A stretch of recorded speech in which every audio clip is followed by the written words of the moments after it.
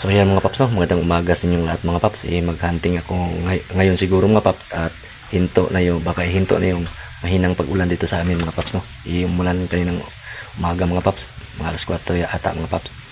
At ipapakita ko sa inyo mga paps yung nahuli nating under training, at saka yung under training natin na sunson na yung si M16 mga paps. Nagkasakit kasi si M16 mga paps.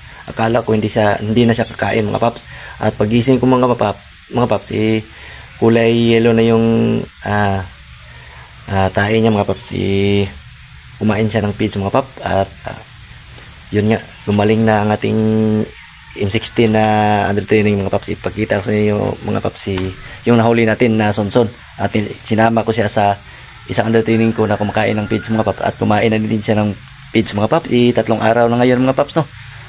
So ipapakita ko sa inyo mga paps. Ito, iharap ko rin kami mga paps. So ayan mga paps. So ayan. Yan.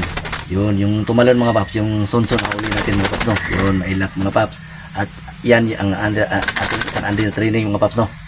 So ayan, dyan ko nilagay mga paps para mabilis kumain ng feeds mga paps. So ayan. At yung isa mga paps, ito. Yan, lumulubo yan mga paps. Kagagaling yan mga paps, no. Bagong nakasurvive talaga yung under training natin na sonson isa mga paps. Si M16 yan mga paps, no. So ayan. At ipakita ko sa inyo mga paps, ito yung kulay ng kanyang tae mga paps, green. At ito mga paps, yun, kulay yellow na. Kumain siya ng feeds mga paps, no. So ayan. So hanggang dito lang mga paps, no. Basta na-update ko lang kayo sa ating nahuling nasonson mga paps. So ayan mga paps, mamaya na yung shout out mga paps, no, sa dulo nating video mga paps. Ayan mga paps, bye bye.